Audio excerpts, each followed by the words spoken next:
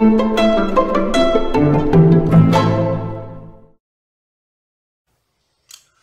my name is Brandon and I'm an alcoholic and addict in recovery. And today I read some in the book Living Sober about seeking professional help, not just for help with addiction, but for help with any other problems or issues that we have in recovery. You know, as addicts, when we seek professional help, if we seek professional help, a lot of times we're not very honest with the people who we're asking to help us. So, for instance, a lot of my experience with psychiatrists, I wasn't being very honest with them about how much I was drinking or using. And so their ability to treat the mental issues that I was trying to get help with was pretty limited because of that. And so I'm going to read some from the book, and then I want to talk about the three things that I've noticed that prevented me from getting help from different professionals in the past.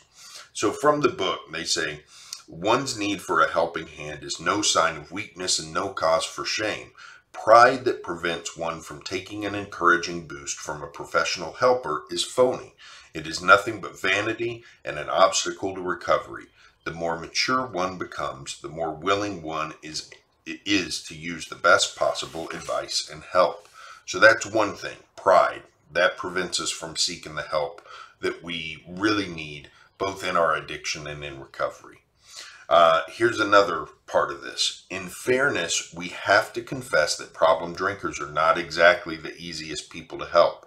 We sometimes lie, we disobey instructions, and when we get well, we blame the doctor for not undoing sooner the damage we spent weeks, months, or years wreaking on ourselves.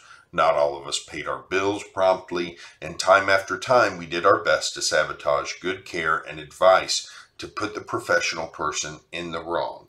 It was a cheap, false win, since in the end it was we who suffered the consequences. Some of us are now aware that our behavior prevented our getting the good advice that we really needed. And if we find ourselves sober but still trying to second guess the really expert professionals, it can be taken as a warning signal. Is active alcoholism trying to sneak its way back into us? So here's my experience with seeking professional help or not seeking professional help in my addiction. You know, in my addiction, there were three things that prevented me from seeking professional help. Sloth, or just not taking good care of myself, period. I was afraid of what I would be told. And I had pride related to the fact that I didn't want to change things about myself in order to try to fix the issues I was going to a doctor for. You know, there were some cases that I went to a doctor hoping to get a diagnosis that was different from what I thought was going on so that I didn't have to change, you know. And so in my recovery, I've got a huge roster of people that I look to help for. Look to for help. I have a psychiatrist, a counselor, a marriage counselor, a sponsor, a physical therapist, a dentist, a primary care doctor, a dermatologist.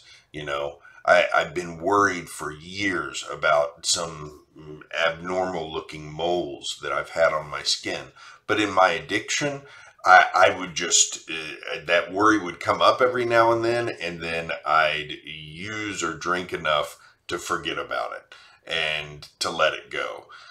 And then it'd just come back and I'd let it go, and it'd come back and I'd let it go. And in my recovery, I decided that I would just go ahead and make an appointment and have it looked at. Because after all, that's why I'm paying for medical insurance. And sure enough, the doctor said that what he's seeing is benign and that it's not a problem. And had I done that a little bit earlier, I not only would have had nothing to worry about and been able to get that burden off my mind, I would have gotten some good advice about the type of care I need to be using for my skin based on the level of activity that I have outside. You know, I was afraid of what I was going to hear. I was also afraid of what I was going to hear, of course, in the sense of going to see a psychiatrist or a counselor, afraid that they would tell me that I needed to seek help for what looked to me like problem drinking or drug habits.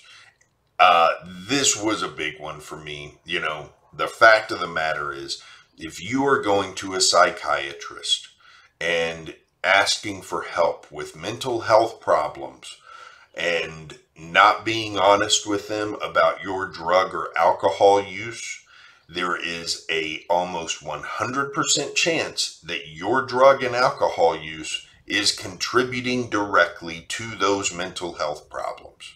Period. End of story. I started going to seek professional help for panic attacks when I was 26 years old.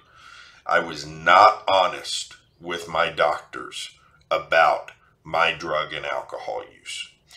Once I got sober from drugs and alcohol at 39 years old, the panic attacks went away completely.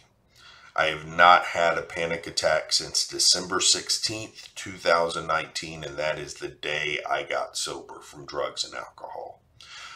So, had I been honest with people about how much I was using, they might have been able to point out to me very quickly, maybe that's the reason you're having these panic attacks. Maybe the two are very related, and seeking treatment that addresses not only the sobriety that you need to achieve, but the spiritual foundation you need to build up to keep that sobriety.